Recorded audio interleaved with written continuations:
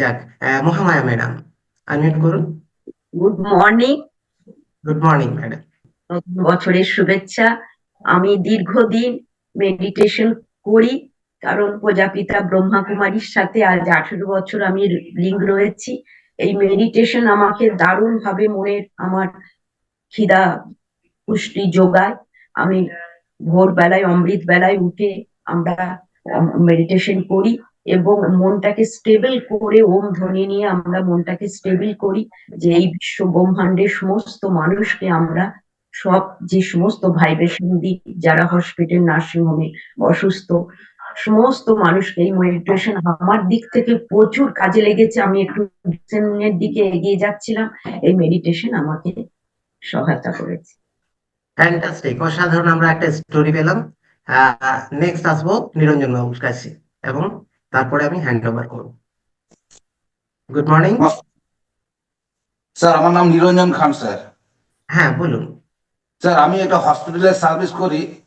তো স্যার, আমি জানতাম না ব্যায়াম করে এটা ভালো জিনিস, কিন্তু মেডিসিনটা কি জিনিস স্যার আমি জানতাম না।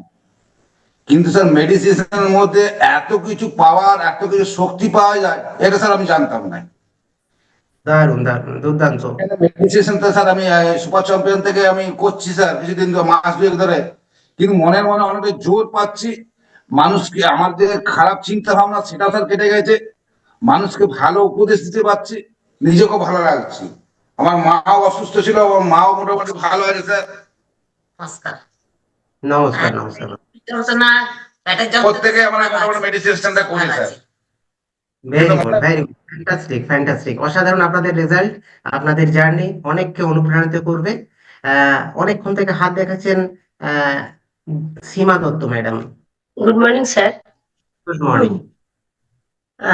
এবং আমার ছোট ছোট ভাই বোন এবং দাদা ভাইদের, আমি এই মেডিটেশনের মাধ্যমে যেটা স্যার বললেন, যে মেডিটেশন করলে আমরা নিজের কর্ম পদ্ধতির কারণগুলো, মেথডগুলো আমরা নিজেরাই কন্ট্রোল করতে পারবো।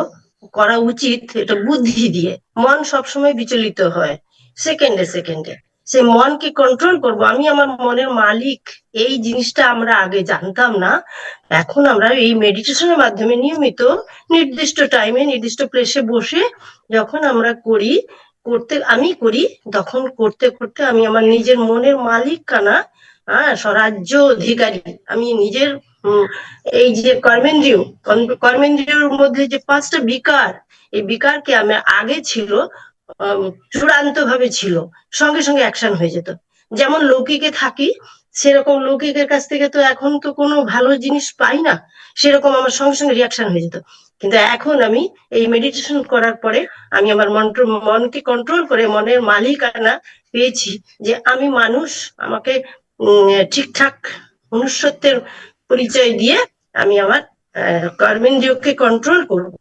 তখন আমি রাগ।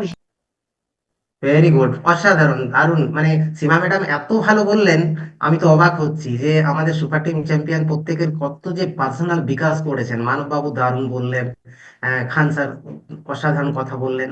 তো আমি তো নিজে অনেক সমৃদ্ধ হলাম আপনাদের এই স্টোরি থেকে। তো চলুন, আহ আমার পার্ট এই পর্যন্তই ছিল। Over to sir.